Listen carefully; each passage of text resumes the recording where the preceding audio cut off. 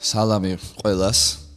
ჩვენ პენცენტრის ინიციერებულ პოდკასტში ვიმყოფებით და ეს არის ძალიან საინტერესო საუბრების სერია, რომელიც ესე ესტაფეტასავით გადადის ერთი სტუმარი მე ხდება კითხვების დამსმელი, ასე ვთქვათ. მე ეს ფუნქცია მაქვს. წინა შეხვედრა მქონდა ნანა ექვთიმიშვილთან, რომელიც მისვამდა კითხვებს. მე ბევრი კითხვა მქონდა თვითონ ნანა ექვთიმიშვილთან და მინდოდა მეც დაბესვა, მაგრამ ესე იყო, ასე ვთქვათ, მოწყობილი ეს სიტუაცია, რომ ის მისვამდა კითხვებს. მე შენ დაუსვა ვიღაცას ხვებს. ერთი უნდა დავამატო უბრალოდ რაც დამავიწყდა, რომ წინა ჩვენი საუბარი, რომელიც მე ნანასთან მქონდა, იყო იმ ყველა რამე რაც მოხდა, ასე ვთქვათ, 28 ნოემბრიდან საქართველოში. ამიტომ ცოტა სრულიად სხვა რეალობა ჩვენ ხუმრობდით ცოტა ხნის წინ, რომ ახალგაზრდა ვიყავი, რომ ჩავწერეთ და 22 დღეა მაგის მერე აი ამ უბედურების რაშიც ვცხოვრობთ და ცოტა სხვა საკის ხალხი ვსყედვართ აქ, მაგრამ დიდი ბრძოლის შემდეგ ვართ აქ მოსულები. გიგა ბექაურია ჩემთან ერთად, ჩემი მეგობარი ძვირფასი, რომელიც არის გილდიის დამფუძნებელი. გილდია არის ჩვენი გილდია არსებობს, მე მგონი 4 წელია, ხო მართალი ვარ უკვე. მე 4 წელი დაიწყო. 4 წელი დაიწყო. ესე იგი პანდემიის დროს გაჩნდა გილდიის იდეა. ეს არის შემოქმედებითი როგორ უნდა ვთქვათ, ესე იგი სახელმწიფო სფეროს პროფკავშირი, ხო, ესე იგი რაღაცა ჩვენი თავშესაფარი, ასე ვთქვათ. ძირითადად საშემსრულებლო ხელოვნება და მაინც უფრო რამდენადაც თქვენ უფრო მიიღეთ ეს საკითხი თეატრის. ხო, ესე გამოვიდა. ჩვენ ყველაზე ისტერიულები აღმოჩნდით მაგ სიტუაციაში და დაძაბულები, იმიტომ რომ სწორედ პანდემიის დროს დაფუძნდა გილდია, არ ვიცი, მაგ დროს გაჩნდა ეს იდეა გილდიის თუ მანამდე არსებობდა. იცი რა არის, გამომდინარე იქიდან რომ მე მუშაობდი ზოგადად პროფესიული კავშირების ორგანიზების მიმართულებით, ბევრ სხვადასხვა სექტორს ვაორგანიზებდი და ერთ-ერთი ის ამბავი იყო, რომ აი კულტურის სფეროში არ არის პროფესიული კავშირი, ან რაც არის ის აბსოლუტურად მორღვეული და და აი ამ მომენტში გაჩნდა გილდიის შექმნის იდეა, როგორც ერთ-ერთი მომავალი პროფესიული კავშირი. გილდია შემდეგ თქვა შეიქმნა კიდე რამდენიმე პროფესიული კავშირი კულტურის სფეროში, მაგრამ ესე იგი მე კინოს პროფესიული კავშირი, მუსიკოსთა პროფესიული კავშირი, ჩვენი თანამებრძოლები და პარტნიორები და ხო, ნუ მე ამ შემთხვევაში როგორც ორგანიზატორი კვლავ ამ გილდიას ასე ვთქვათ შენებაში ვიღებ მონაწილეობას. გილდიას ჩვენ ჩავეჭიდეთ როგორც მართლა რაღაცა მაშველ რგოლს მაშინ პანდემიის პირობებში, იმიტომ რომ სწორედ ეს იყო ის დრო, როცა უკიდურესად არარეპრეზენტირებულად გრძნობდით თავს განსაკუთრებით სხვა შორის თეატრები ზოგადად, მაგრამ განსაკუთრებით დამოუკიდებელი თეატრები, როგორც ყოველთვის, იმიტომ რომ დიალოგშიც კი არავინ შემოსულა ჩვენთან, იმასთან დაკავშირებით საერთოდ რა გველის, რა გეგმაა, როგორ უნდა გადავრჩეთ და ასე შემდეგ და ამ დროს გილდია იყო მართლა ჩვენი დიდი ადვოკატი, ასე ვთქვათ, იმ პერიოდში, მაგრამ გილდიამ ძალიან ბევრი მნიშვნელოვანი და კარგი საქმე გააკეთა მას მერეც, როცა დაიცვა მსახიობების უფლებები სხვადასხვა მომენტში, ჩამოთვლასაც არ დავიწყებ, რომ რამე არ გამომრჩეს, ძალიან ბევრი რამ, სადაც მართლა დაცულად იგრძნო თავი მსახიობმა, იმიტომ რომ მანამდე საკმაოდ ესეთი დიდი განუკითხაობა არსებობდა მათ, ასე ვთქვათ, შრომითი უფლებების თვალსაზრისით, საერთოდ ცოდნაც კი არ არსებობდა ამ უფლებების, რა უფლებები ჰქონდათ მსახიობებს, საერთოდ არც იცოდნენ, უბრალოდ აწერდნენ რაღაც კონტრაქტებს და მე ხელს და მე სცენაზე გადიოდნენ და არაფერი მათ არ იცავდა, არც ასე ვთქვათ, მოულოდნელი შემცირებებისგან ხელფასის იქნებოდა ეს თუ საერთოდ დასების შემცირებისგან თუ უცებ გაგდებისგან სამსახური, აი არავინ და გილდია ამ შემთხვევაში იყო ნამდვილად მათი ძალიან დიდი დამხმარე და ეხლაც როცა აღმოჩნდით იმ რეალობაში, როცა ასე ვთქვათ, ერთი მხრივ ფიზიკურად შეუძლებელია სპექტაკლების თამაში და უსაფრთხოც არ არის, ასე ვთქვათ, ხო, ყველაფერს რომ თავი დავანებოთ, ასევე მორალური საკითხი, ეთიკური საკითხი დადგა, როგორ შეიძლება ვითამაშოთ სპექტაკლი იმ ვითარებაში, როცა რუსთაველზე ხდება ის, რაც ხდება, მეორე მხრივ, რაზე უნდა მიუთითოს ხელოვანმა დაუშვათ სცენიდან, როცა ქვეყანაში ვითარდება ის იმხელა უსამართლობა, რამ ხელადსაც ხედავთ ყოველ დღე და საბოლოო ჯამში სად დგას თეატრი, აი ეს შეკითხვა დაიბადა ხო ამ ვითარებაში და რა თქმა უნდა თეატრი როგორც უნდა იდგეს, ყოველთვის დგას მაყურებელთან ერთად, მაყურებლის, ანუ ხალხის გასაძლიერებლად. და აი ამ შემთხვევაში დაიბადა გაფიცვის იდეაც, ხო? რომელსაც საკმაოდ დიდი კრიტიკა მოყვა, რა თქმა უნდა, ყველა მხრიდან, მათ შორის ყველა მხრიდან ვერ ვიტყოდი, სინამდვილეში პროპაგანდის მხრიდან, სამთავრობო სახელმწიფო პროპაგანდის მხრიდან მოყვა პროპაგანდა იმ წუთშივე შეამჩნია. და დისკრედიტაცია დაიწყო ეგრევე. აი ამაზე რო ვილაპარაკო, ცოტა რატო შეეშინდა პროპაგანდას გაფიცვის? მე ვფიქრობ, რომ ძალიან საინტერესო შესავალი გააკეთე. რაღაცნაირად გილდია შექმნამ და ეს არ არის ინდივიდუალური პროცესი, ხო? აი მე არ გამიკეთებიან, ვინმეს არ გაუკეთებია. ეს რაღაცნაირი იდეური მზაობა არის, რომელსაც თქვა თუნდაც პროფკავშირის ორგანიზატორი რაღაცა ტექნიკურად თავს მოაბავს, მას გააკეთეს, მაგრამ საბოლოო ჯამში ამან გააჩინა ის, რაც აღნიშნეთ. ესე იგი, რაღაცნაირი ცოდნა უფლებაზე და ცოდნა შრომით უფლებაზე და ეს რაღაცნაირი პროფესია, მოდი ესე ვთქვათ, აი სამართლებრივად დაამიცა რა. რაღაცნაირი პრაქტიკული ენამოძებნა შრომითი ურთიერთობის წამოწყების, რასაც დრო დაჭირდება კიდე თავისას მოიტანს, მაგრამ ამ ეტაპზე ეს უკვე გაჩნდა რა, რაც მე ვფიქრობ, რომ იგრძნობა. ისევე როგორც ამასთანავე საზოგადოებაშიც, ზოგადად უფრო ფართო საზოგადოებაშიც კიდე უფრო გაჩნდა ეს შრომით საკითხებზე ცოდნა. და ზუსტად იგივე მოხდა გაფიცვის შემთხვევაშიც. ეხლა ჩვენ ვერ ვიტყვით, რომ ვიღაცები კი ამობენ, რომ ხელოვანები კონფორმისტები არიან რაღაც, მაგრამ ეხლა ვერ ვიტყვით რა, ცოტა ის უნდა იყოს, რა ქვია, უსამართლო უნდა იყოს საქართველოში. თეატრში კი ყოველთვის იყვნენ პროსახელისუფლებო, თქვათ, მხარდამჭერები, მაგრამ არანაკლები იყვნენ სახეები ოპოზიციური სპექტრის ან რაიმე ტიპის სახალხო მოძრაობის სახელოვნებო სფეროს და თეატრებიც.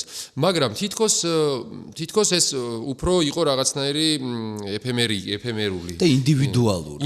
კი, აბსოლუტურად ინდივიდუალური მართალია და ეს იყო რაღაცნაირი ხო, სპონტანური, განცალკევებული და არა ეხლა ამ შემთხვევაში გაფიცვის შემთხვევაში ესეც რაღაცნაირად დამიწყდა. ანუ მასაც პრაქტიკული სახელი დაერქვა, პრაქტიკული გამოსავალი იქნა ნაპოვნი და ამიტომ უცებ კიდევ უფრო შეემჩეს. სახელოვნებო სფერო სულ ავანგარდში იყო, განსაკუთრებით ბოლო 2 წლის განმავლობაში, მაგრამ ეს როგორც კი დაიწყო, იმ წუთში რაღაცა განსაკუთრებული მზერა და გაფიცვის საკითხის ქილიკი, გაფიცვაზე გაცინება, თქვათ, პროპაგანდისტებმა ამაზე გაიცინეს რაღაცა ძალიან მარაზმატიკული ისეთი შედარებები მოიყვანეს, მხოლოდ მათზე რო ამეთქოლდა, აქვე წააგეს.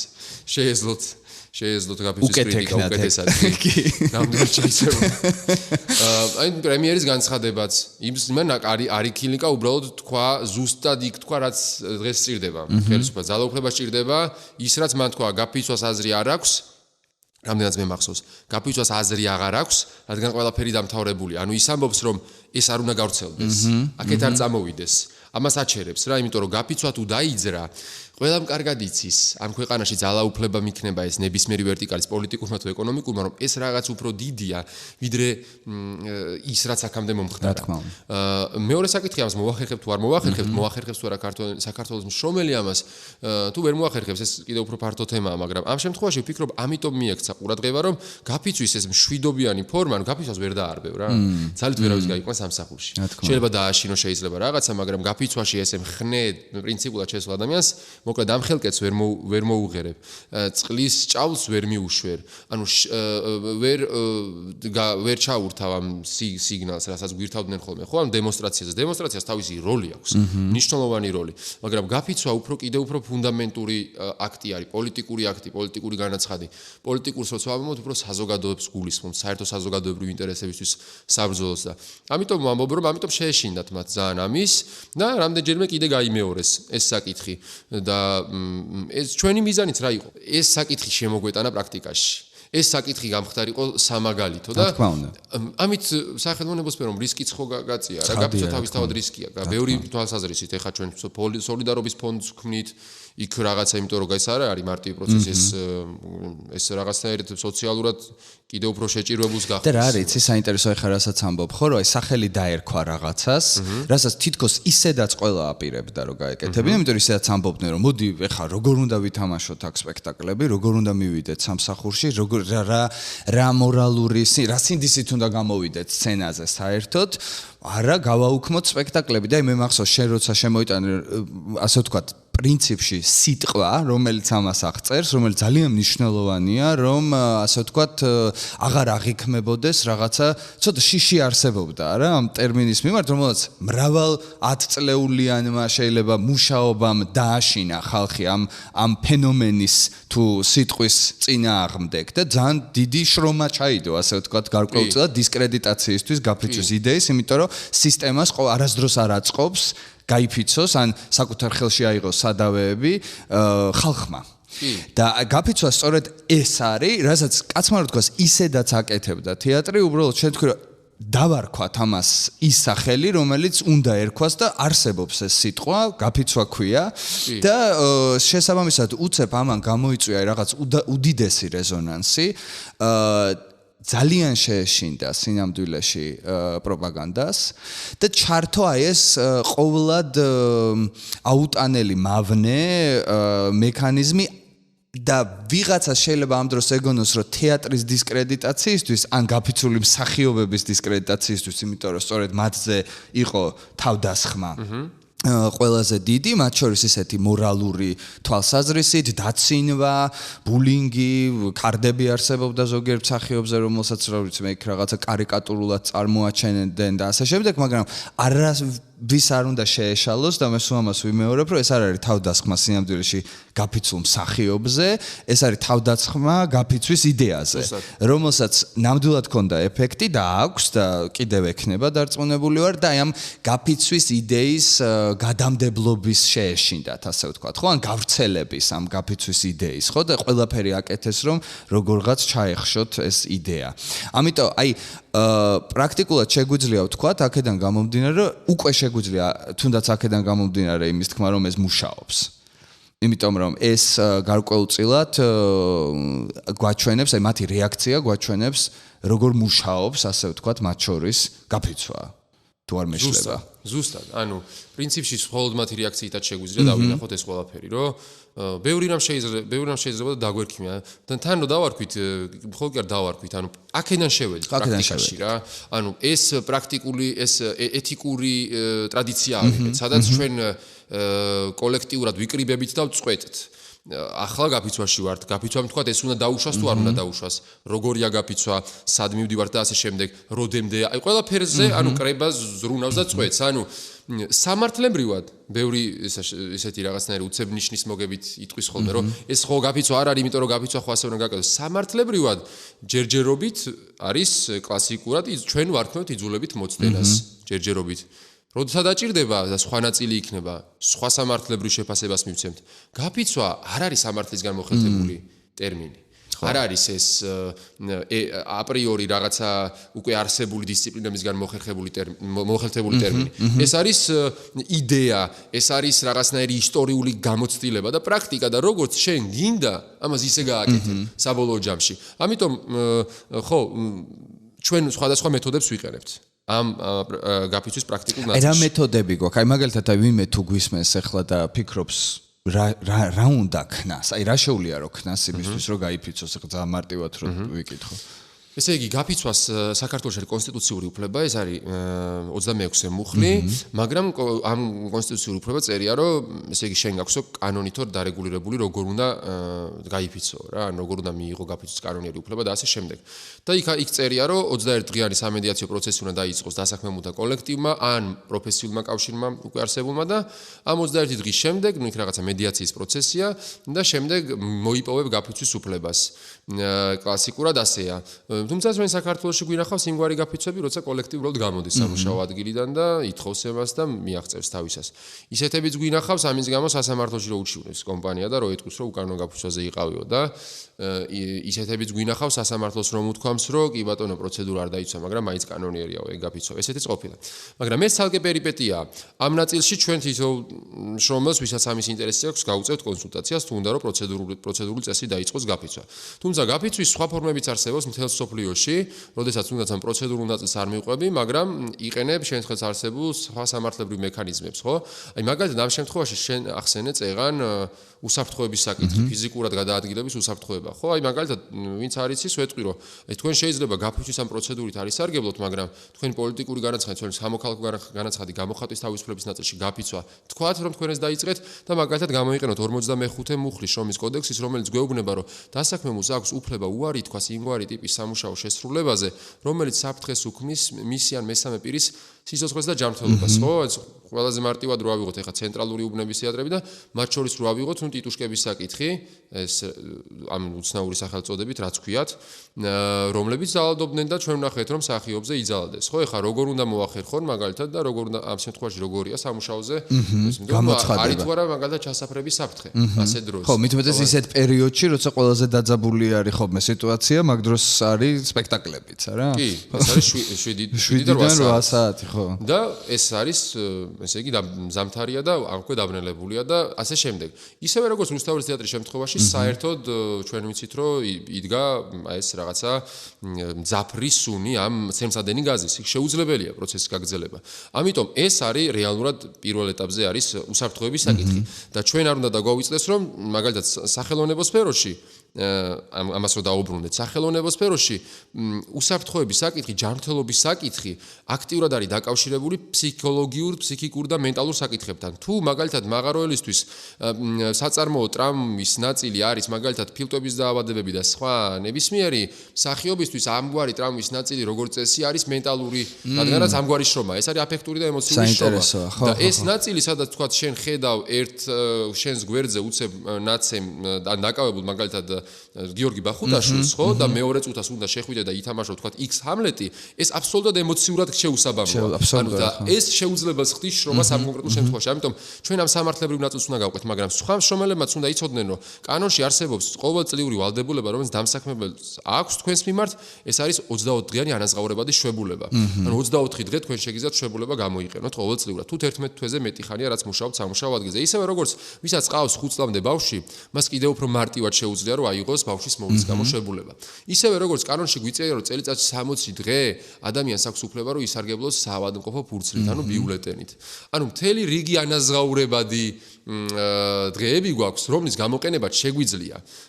და ჩვენ ამით შეგვიძლია, რა ვქნათ, ყველაზე ესე პროფანულად და манипуляციურად რო თქვა, ჩვენი მიზანი არის რომ სამუშაო პროცესი ვერ გაგრძელდება ფიზიკურად და შეფერხებული იქნება. და ჩვენ მე ამას შვებულებას ავიღებ თუ სხვა რამეს გავაკეთებ, შედეგი დგება იგივე.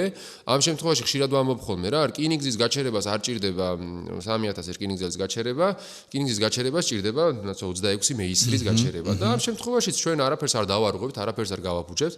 ამ შემთხვევაში შვებულებას აიღებენ ის ადამიანები, ვისი სპექტაკლი ჩაინიშნება ან იქნება რეპერტუარში და ან ისარგებლებენ სხვა ტიპის სამართლებრივი მოცემულობით და ეს განსაკუთრებულად პრობლემატური გახდა ბათუმის თეატრში, სადაც სამხატვრო ხელმძღვანელი ვერ მიხვდა სად არის საერთოდ. ანუ ვერ მიხვდა ამ რაღაცნაირად საზოგადოებრივ საჭიროებას ვერ მიხვდა და მსახიობებს უპირისპირდება, ასე არ არის გასაკვირი რა, ანუ ჩვენს თეატრალურ სფეროში ბევრნაირი სამხატვრო ხელმძღვანელი გვინახავს, ბევრნაირად პრობლემური სამართლებრივად თუ ასე თუ ისე, მაგრამ ბევრმა მათგანმა მეტნაკლებად მოახერხა იმის გააზრება, რომ თეატრი არ არის პარტია და პარტიაა და თეატრი თეატრია და იქ მე ჭვიმაქ რომ ვერ ახერხებენ ამის გააზრებას.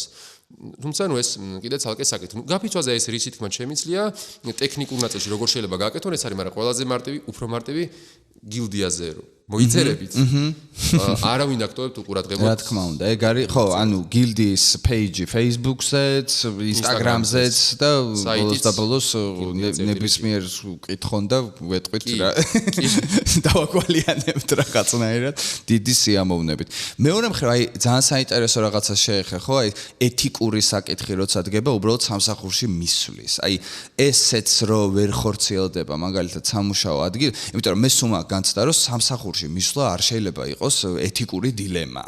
ხო, ანუ აი არ შეიძლება მისვლა არ მისვლით, ან იქ ყოფნით მე მქონდეს განცდა რომ, რა ვიცი მე, ვღალატობ პრინციპებს, ან რაღაცა ფუნდამენტური უფლება ღირსების ნაწილი. შენ თვითონ მოქალაქე დაცულია, რომ ღირსება არ შეელახოს და შენ თუ შენი შრომა თუ ღირსების შემლახავი გახდა, ანუ გარეთ თუ 17 წლის ბავშვი დაკავებულია და შენ რაღაცა ატრაქციონით ან თუნდაც ყველა სპექტაკლი ერთი და იგივე ხო არ არის? ხო, რა ცხადია. ხო, იქ შეიძლება მართლა აბსოლუტურად თემატური იყოს, მაგრამ ეხლა სად ვარ ყვიოთ, ხო ეგ ნაწილიც არა?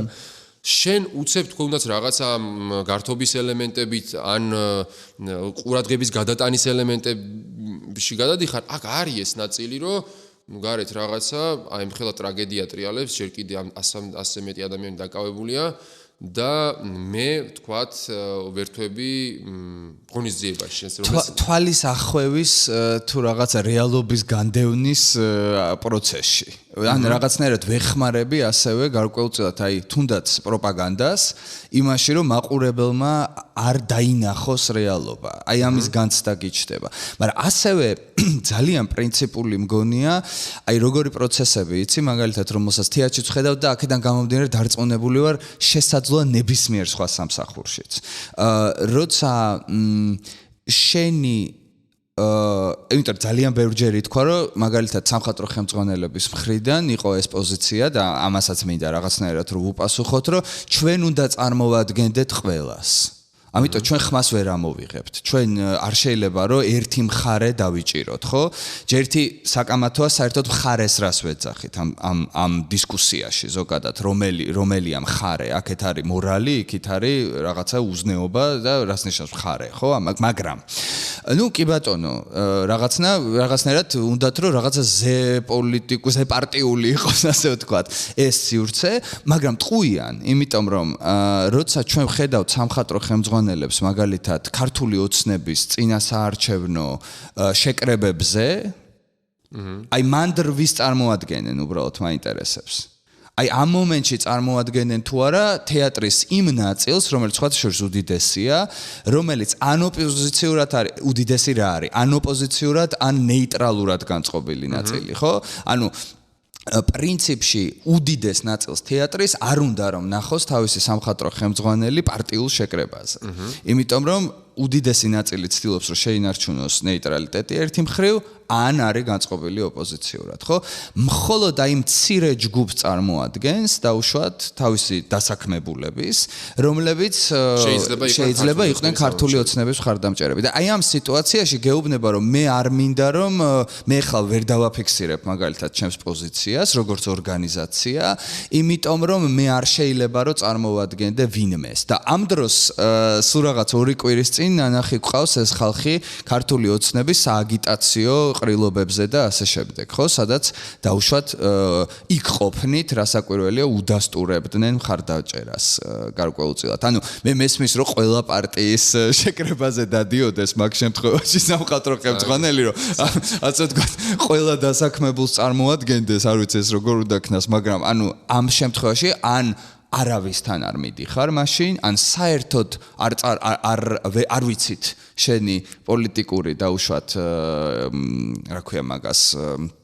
პრეფერენცია, ან მაშინ თუ ვიცით, აკეთებ კაფეო რაღაცნაირ განცხადებებს, სადაც შენი დასაქმებულის რაღაცა ნაწილს არ აქვს განცდა რომ მისი ადგილი აქ არ არის. ან ის არ არეპრეზენტირებულია. რომ მას მისი სამხატვრო ხელმძღვანელი, რომელიც მთავარი ფუნქციაც არის, კაცმა რო თქვას, რომ დასის სახელით ილაპარაკოს, ხო მართალი ვარ, ამისთვის არსებობს რაღაცა თავმჯდომარე, ხო, რომელსაც უნდა შეაგროვოს დაუშვათ ყველა აზრი თავის კოლექტივში და შემდეგ აქვს იმის, ასე ვთქვათ, მანდატი მდობის, რომ ილაპარაკოს დასის სახელით, ილაპარაკოს კოლექტივის სახელით, ხო, გარკვეულწილად. აი ხა ამ კოლექტივის სახელით ზის დაუშვათ, არ ვიცი მე, სახელმწიფო თეატრის სამხატვრო ხელმძღვანელი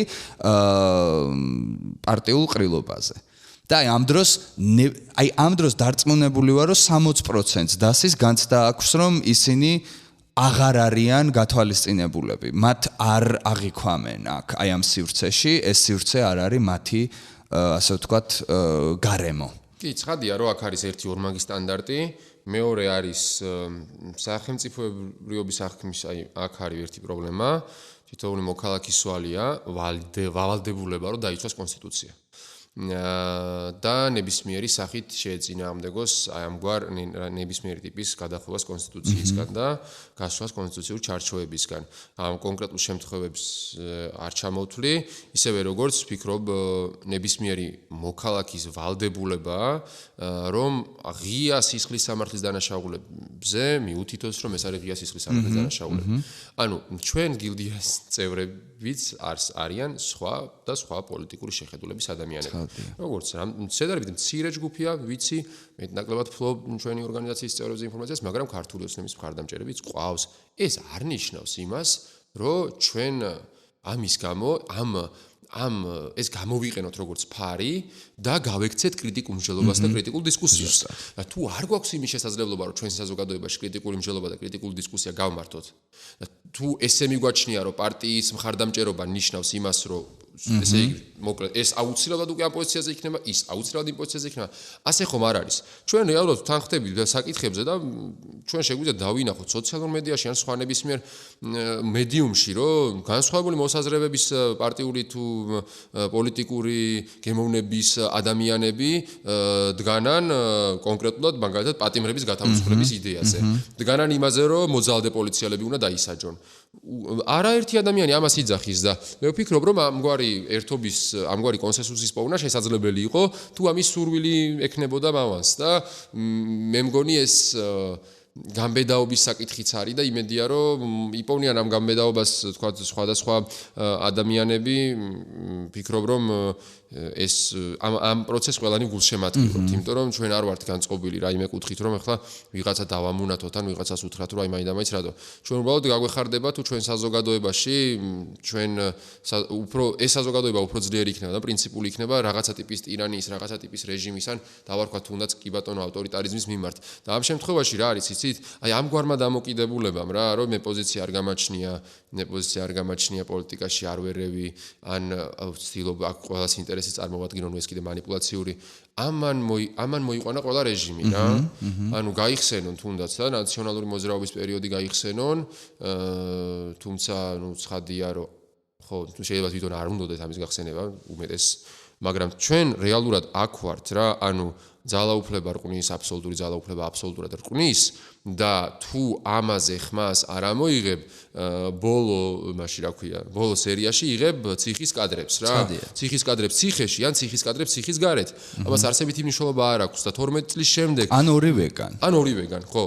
12 წლის შემდეგ თუ შენ აპრიორი დაახლოებით და ზუსტად იგივე კადრს ელოდები, რა კადრიც მაშინ ნახე, იმის გამო რომ რაღაცაზე ტოლობის ნიშანი დასვა, მაგალითად ნაციონალურ მოძრაობასა და ქართულ ოცნებას შორის ტოლობის ნიშანი და ამის გამო თუ ვიზუალურად იგივე კადრები გინდა, მაშინ ძალიან შემცდარ ხარ, იმიტომ რომ ვიზუალურად იგივე კადრი შეიძლება ვერ მიიღო, მაგრამ თუ კარგად დააკვირდები, ერთ-ერთში იგივე არის და მე ხშირად ვამბობ ხოლმე რა, აი ეს რაღაცნაირი რეჟიმ, ავტორიტარიზმი, რეჟიმობა ეს რომელიმე პარტიის ექსკლუზივი არ არის, არც რომელიმე პარტია არის ნაციონალური მოძრაობა, ქართული ოცნება, რაიმე ტიპის დროშა, ან ფერი, ეს არის მიმართება საზოგადოებასთან, მოსახლეობასთან, საკუთარ ხალხთან. არ მოსმენა, მისი განეიტრალება.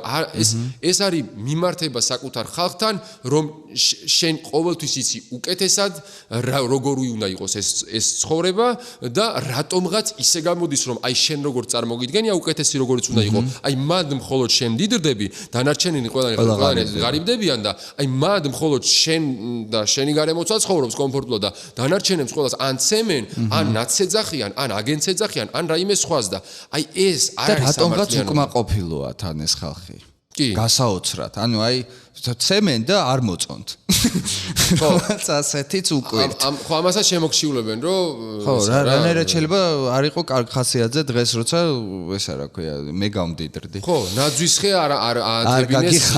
ხო, ნაძვისხე აი რაღაცა ეს მართლა ეს არის რა დიდი манипуляციაში რა საკვირველია და უზარმაზარ მოტყუებაში, სადაც სინამდვილეში ყველაფერი კეთდებოდა აქამდე იმისთვის, რომ აი ამ უთანასწორობას პროტესტის მაგივრად გამოეწვია დათრგუნვის, სირცხვილის შეგრძნება და დაეპატარავებინა სინამდვილეში დაემცირებინა ადამიანი, რომ მას აღარ შეეშინებინა, რაც თავარია იქამდე, რომ უარია ეთქვა ყველანაირ, არ ვიცი მე, თავისუფლებაზე საბოლოო ჯამში, ხო? და ანუ აი ესეც ხო სიმპტომურია, ანუ როცა ჩვენ ვამბობთ, რომ ელემენტარულ რაღაცას ითხოვ ადამიანისგან და ამდენი შემოვლითი გზებით გპასუხობს, რომ ხო, არ არის ცუდი ძალადობა, კერდა უბრალოდ ძალიან ცუდია ძალადობა, მაგრამ და ასე შემდეგ და ასე შემდეგ, ანუ აი სულ ცდილობს, რომ თავი გადაირჩინოს, ჩვენ აქ ერთადერთ რამეს ვხედავთ, ხო, რამდენად შეშინებულია სინამდვილეში და სინამდვილეში აი ამ მომენტში, როცა ის ძალიან ბევრ სიტყვას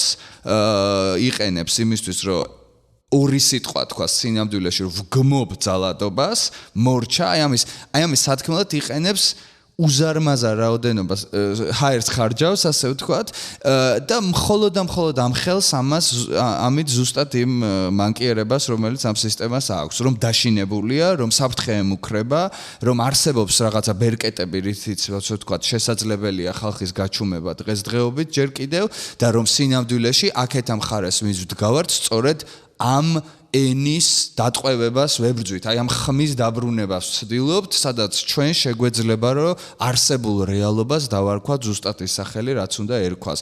ძალადობას ერქვას ძალადობა და ღირსებას ერქვას ღირსება, მიუხედავად იმისა, რა უნდათ, რომ ვეძახოთ ღირსებას და მშვიდობას და ასე შემდეგ, ასე ვთქვათ, პროპაგანდის ენაზე.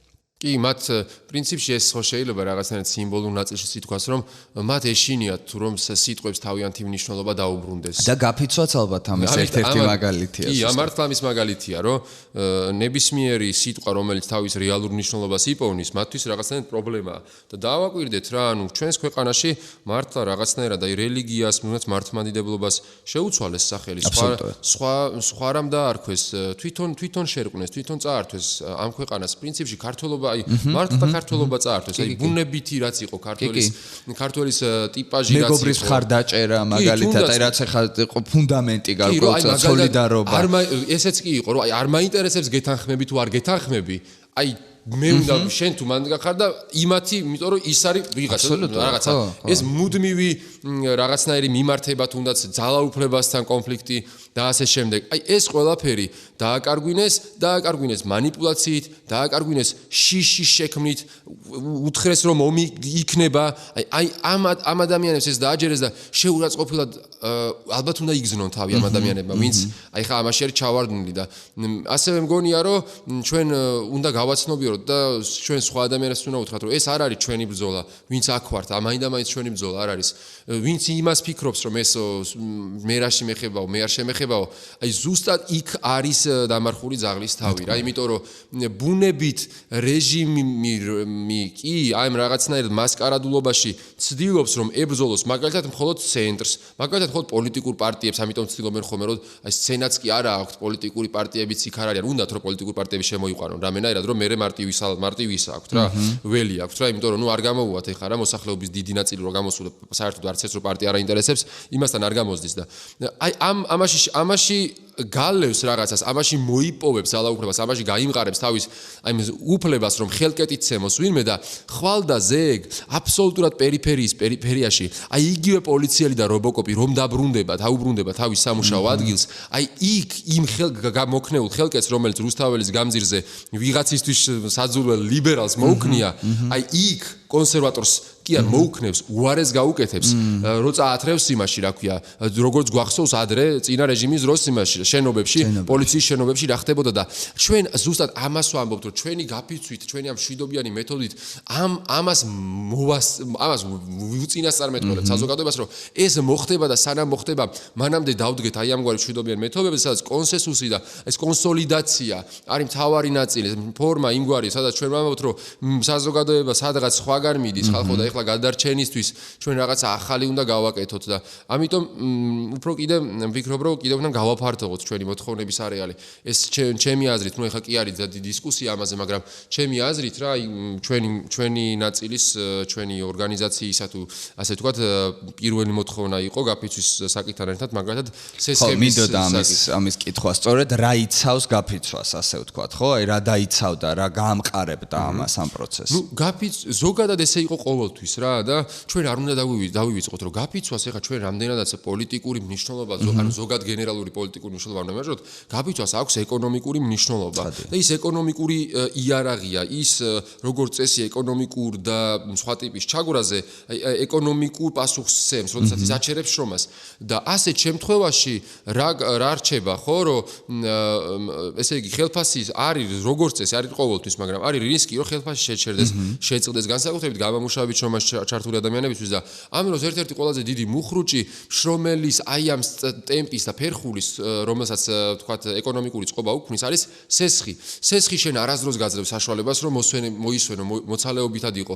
სესხი შენ არ გაძლევს საშუალებას რომ თავისუფალ შრომაში იყო. ანუ სესხი შენ გეუბნება რომ შენი შრომა იძულებითია. შენ ყოველ დღე მოგიწევს ამის გაკეთება, იმიტომ რომ შენ უკვე სხვა რაღაც ვალდებულება ჩდება. ამ სესხს სამწუხაროდ საქართველოში არ უყურებენ როგორც რაღაც მნიშვნელოვან საკითხს. ეს სესხი არის ერთ-ერთი ფუნდამენტი ჩვენი საზოგადოებრივი მოწყობის და ჩვენი არსების ზოგადად. ეს ჩვენში ზის მერე და განგვსაზღვრავს ჩვენს და ამიტომ ამ სესხზე ბევრი უნდა ვიფიქროთ, უფრო მეტი უნდა ვიფიქროთ. ამ სესხის დანაშაულზე ჩვენს მიმართ საზოგადოების მიმართ უფრო მეტი უნდა ვიფიქროთ და ერთ-ერთი მთავარი მუხრუჭი გაფიცვის არის სესხი. ჩვენი მეგობარი ძალიან მაგარი ადამიანი, კურიერების პროფკავშირის ერთ-ერთი ლიდერი, აი მითხრა, როცა საუბრობდით გაფიცვის საკითხზე, რომ ჯო აიო გიგაო 4500 ლარი შემაქო ყოველ თვე 4500 ლარი და არ არისო ჩემს გარდაო შემტანი არავინო რა მართლა შეიძლება კიო გავჩერდებიო მაგრამ ჩემ ოჯახს არავინ ამ თანხას არც ჩემ ხელფას არ მიუტანს და მით უმეტეს იმ თანხას ვერავინ ვერ გადაიხდისო და როგორ შევძლოა ეს რომ გაფიცვის ნაწილი იმიტომ რომ კურიერის შემთხვევაში ეს გამომუშავებაზე და ფიზიკურად უნდა გაჩერდეს მაშინ და ამიტომ სესხის გაჩერება ფუნდამენტური საკითხია რა ჩვენ ქონდა კომუნიკაცია რამდენიმე ბანკთან ვცდილობთ რომ ამ საკითხზე რაღაცა შედეგი გამოვიტანოთ და ასევე აქციაც გაიმართა ხო მარშიც იყო და კიდე იქნება ალბათ და ამ მე ორივე მნიშვნელოვანი მგონია კომუნიკაციაც ჩვენ არ ვართ რაღაცა ის ყველა უწყებაში და ყველა სტრუქტურაში რამდენადაც ჩვენ ინსტიტუცია არ უნდა გვეძღებოდეს ადამიანები მუშაობენ და იმ თითოეულ ადამიანს ღირსებას პატივს სცემთ და ჩვენ საუბრობთ ამაზე რომ აი ხომ არ არის შესაძლებელი რომ რაღაცა გავაკეთოთ ამ ხრივ და არის უკვე წინ გადადგმული ნაბიჯები და მეორე მხრივ აქციებსაც მართავთ და საჯარო ზეწოლაც მნიშვნელოვანია რომ ეს საკითხი რაღაცნაირად სწორედ აი ჩვენ პირველად გავაჟღერეთ რომ სესხისგან თავისუფლება არის პრინციპი შესაძლებლობა იმის და რას გულისხმობთ ახლა ამაში ხო არ ვამბობთ რომ კარგ შემთხვევაში ეგრე იქნებოდა მაგრამ არ ვამბობთ ახლა რომ სესხები გააუქმეთ და რაღაცა ჩვენ ვამბობთ რომ ვინც გაფიცულია მისთვის 3 თვის განმავლობაში უნდა გაიყინოს სესხი იმგვარად რომ არ გაიზარდოს სესხის საერთო მოცულობა. ანუ არ გაუძვირდეთ ამით არაფერი, უბრალოდ 3 თვის განმავლობაში უნდა გაიყინოს. აი ამას ვითხოვთ ჩვენ ამ შემთხვევაში ბანკებისგან. ანუ ესე იგი ეს არის ერთგვარი გადავადება, ოღონდ პროცენტის გარეშე. ეს არის გადავადება, რომელიც ჩვენ პრაქტიკული თვალსაზრისით უკვე გვახსოვს ყველაზე ახლო წარსულში ეს პანდემიის პერიოდში მოხდა. როცა ოღონდ მაგრამ იმ შემთხვევაში მოხდა ის რაც მოსალდნელი იყო ამ შემთხვევაში, იმიტომ რომ ბანკი თავისი სტრუქტურით, თავისი იდეით ვერ იქნება საზოგადოებრივი სულისკვეთებით გამშვალული, ვერ იქნება პატრიოტული სულისკვეთებით გამშვალული და ეს ლოგიკურიც არის, მაგრამ ჩვენ მას უნდა ვაიძულოთ გარკვეული თვალსაზრისით, ხო? ნებისმიერ შემთხვევაში. ეს არ არის სიტყვა, რომელზეც ხა ვინმეს უნდა ეწყინოს ან რამე, არა, ესე არის, უნდა ვაიძულოთ, ბანკი არის ინსტიტუტი, ისეთივე რეპრესიული, როგორიც მაგალითად სხვა პოლიციური და ასე შემდეგ. და ჩვენ უნდა ვაიძულოთ მას და ამ შემთხვევაში უნდა გამოვიყენოთ ყველა ფორმა კომუნიკაციის და უნდა მოვახერხოთ ის რომ პროცენტი არ დაემატოთ. ანუ საერთო მოცულობა არ გაიზარდოს, პროცენტი არ უნდა დაემატოთ და უნდა გაიყინოს იმგვარ შემთხვევაში, რომელიც არ გააუარესებს ამ შემთხვევაში თუნდაც დასაქმებულის მდგომარეობას რა, ეს არის ჩვენი და რა თქმა უნდა, ამასაც მოყვა უდიდესი წინააღმდეგობა მეორე მხრიდან, ასე ვთქვათ, როცა კიდე ერთხელ შეეხო თუ არა ბანკს საკითხი სასწრაფოდ გამოცვივდა ისევ პროპაგანდა, რომელმაც კიდევ დაიწყო დაუშვათ იქ ამ საკითხის დისკრედიტაციაც, ხო, რასაკვირველია და ანუ ყოველთვის პრინციპში მე უკვე ეს საზომი მაქვს. ანუ როგორც კი იწყებენ ნერვიულობას, ხვდები რომ ასე თუ ისე სწორ გზაზე ვდგავართ. ანუ ჩვენ როგორც კი სწორად მივდივართ როგორც კი სწორ ადგილას მივდივართ, სწორ პრაქტიკულ პრეცედენტს ვქმნით, სწორ პრაქტიკულ მოთხოვნას ვაჩენთ, მაშინვე ვხედავთ რეაგირებას მოწინააღმდეგე მხარისგან, სადაც ისინი ცდილობენ, რომ პირველ რიგში იგნორი, დისკრედიტება, ეს არც გამოვა, სასაცილოა, არ იმუშავებს, რაღა აზრი, აი ამას გვიპირისპირებთ. და ჩვენ ასევე მე რა ძალიან მიხარია აი ამ პროცესში, აი ამ მარშების, ეხლა ვთქვათ ესეთი მარშების მდგომარეობაში ვიმყოფებით, ხო? დღის მანძილზე არის უამრავი სხვადასხვა მარში და ყველაზე მეტად რაც მსიამოვნებს, რომ ეს არის პროფესიული მარშები. და ანუ აი ამაზე მითხარი ორი სიტყვა. ეგ არის ძალიან მნიშვნელოვანი რამ, როდესაც ადამიანები აცნობიერებენ, რომ პირველი რაც მათ აკავშირებს, უფრო ფართოდ რა, თქვათ ოჯახის შემდეგ, ეს არის პროფესია. და აი ეს არის სინამდვილეში რაღაცნაირი დავარქვათ ამას ყველაზე უხეშად პრიმიტიული ფორმა რეალურად ესე იგი განვითარებული ტიპის საზოგადოებების, სადაც აბსოლუტურად ყველაფრის პროფესიული კავშირი არსებობს. პროფესიული ასოციაცია ყველაფრის არსებობს. ისინი ორგანიზებულები არიან და როგორც წესი მზად არიან ასეთი სიტუაციებისთვის, როგორშიც ახლა ჩვენ ვართ.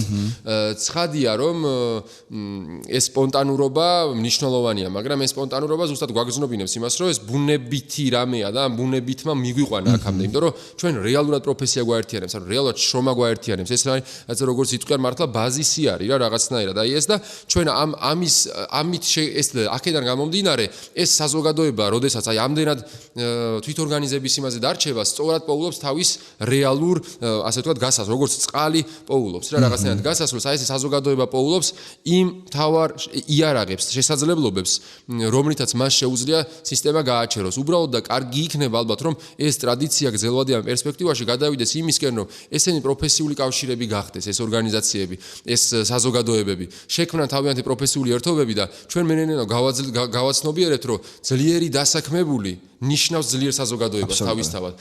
აი ეს ძლიერი პროფესია, დაცული პროფესია ნიშნავს აბსოლუტურად სხვა ტიპის საზოგადოებას რა. მის მიმართ ჩვენ ხელისუფლება ვეღარ იქნება ამგვარად თავნება და ჩვენ გრძელვადიან პერსპექტივაში აქამდე უნდა მივიდეთ და სამწუხაროა, რომ ძირითადად საზოგადოებას მივიწყებული ქონდა ეს პროფესიული კავშირის იდეა, პროფესიული ერთობების იდეა, რაღაცნაირად ზოგთან საერთოდ გაფიცვის იდეაც კი იყო დისკრედიტირებული. ასე შემდეგ, სოციალური საკითხების იდეა, სოციალური მოძრაობების იდეა, მუდმივი დამონათების საგანი იყო ორივე მხრიდან, როგორც ოპოზიციიდან, ისე მთავრობისგან, ხო?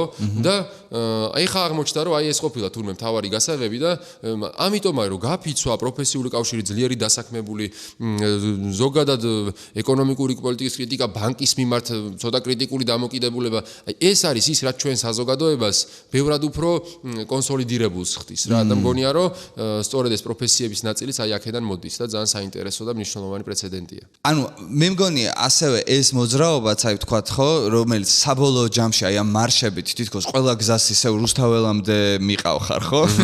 ჩვენ შემთხვევაში, რომ აი მთელი დღე არსებობს ესეთი მონიშნა სტრატეგიული წერტილების, რომლებმაც ასე ვთქვათ და კონცეპტუალურია ეს მსვლელობებიც, ხო? ანუ ეს არ არის უბრალოდ დავდივართ ქუჩაში, რაღაც წერტილებში იქნება ეს პოლიციასთან, ბანკთან, თეატრებთან თუ სხვადასხვა წერტილებში, ეს მისვლა გარკვეულწილად მნიშვნელოვანია ასევე, იმიტომ რომ არავინ არ რჩება, ასე ვთქვათ, არავის არ ეგონოს, ასევე რომ ხედველობის არეალიდან თუ ველიდან გამოგრჩა ვინმე, ხო? ანუ აი ჩვენ ამ წერტილებში მივდივართ, ეს არ არის მხოლოდ პარლამენტი, ეს არ არის მხოლოდ ასე ვთქვათ, ერთი ადრესატი არ არის, მხოლოდ, რა თქმა უნდა, ძირითადი ადრესატი არსებობს, მაგრამ ჩვენ ასევე მონიშნა ხდება გარკვეულწილად იმ წერტილების, სადაც ჩვენ ან ერთი მხრივ სოლიდარობის გამოხატვა გვინდა, ან მეორე მხრივ გვინდა, რომ ისინი, ასე ვთქვათ, ამოქმედდნენ. მაგრამ მე ვფიქრობ, რომ უბრალოდ მე არ მახსენდება ესეთი ამგვარი დემონსტრაციას, უბრალოდ პირველად მაქვს ეს განცდა, რომ თითქოს ეს არ არის მხოლოდ რაღაცა რა თქმა უნდა ყველა ერთი მიზნისთვის იბრძვის საბოლოო ჯამში, ხო? და ერთმა აღშფოთებამ გამოიყვანა, საერთო აღშფოთებამ გამოიყვანა გარეთ, მაგრამ განცდა მაქვს, რომ აი ამ ხალხის რაოდენობაში პირველად ვიცი ვინ დგას აქ.